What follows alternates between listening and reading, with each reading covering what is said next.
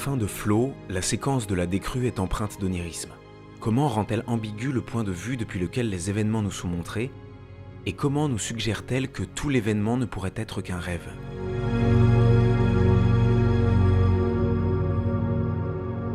Lorsque commence la séquence, le chat est en mauvaise posture. Isolé à terre, il cherche désormais à regagner son petit voilier. L'embarcation est montrée comme un minuscule point orange perdu en pleine mer.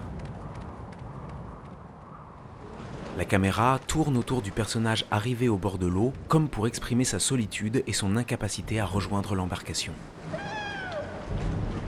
Le plan suivant nous montre qu'il s'est malgré tout jeté à l'eau. Le voilà cerné par des masses sombres et menaçantes, qu'il s'agisse des colonnes de l'arrière-plan ou de la mer qui l'entoure.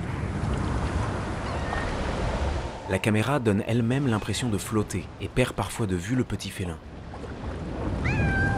Des plans rapprochés font ressentir un danger d'engloutissement. La caméra plonge fréquemment sous l'eau pour suggérer les profondeurs qui semblent attendre le personnage.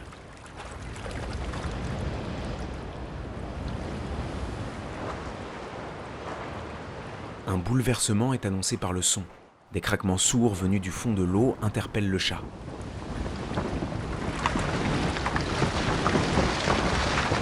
Cette coïncidence laisse supposer qu'il s'agit là de la matérialisation d'un rêve.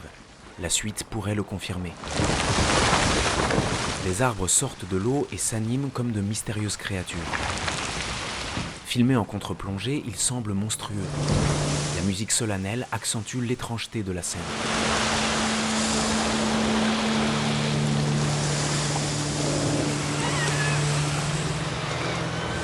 Les mouvements de la caméra participent au vertige.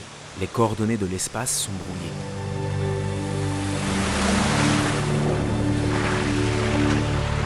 On comprend qu'en réalité, l'eau est en train de soudainement se retirer. L'événement reste teinté d'onirisme.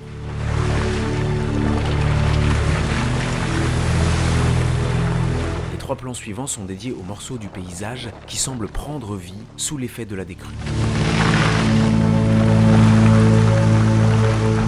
Alors que tous ces éléments bougent simultanément, on les entend successivement.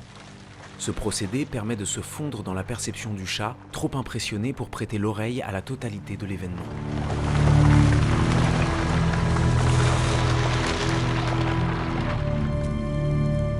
La fin de la séquence opère un retour à la réalité. La caméra, au ras du sol, parcourt un espace qui a retrouvé tout son relief et ses couleurs. Le plan dure, la musique disparaît au profit de discrets bruits de gouttelettes. Après le chaos, le monde a retrouvé son calme.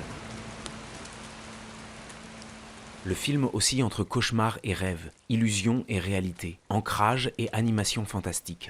Ces effets d'inversion sont d'autant plus troublants qu'ils sont modelés par le regard du chat, dont la mise en scène cherche à nous faire partager les émotions.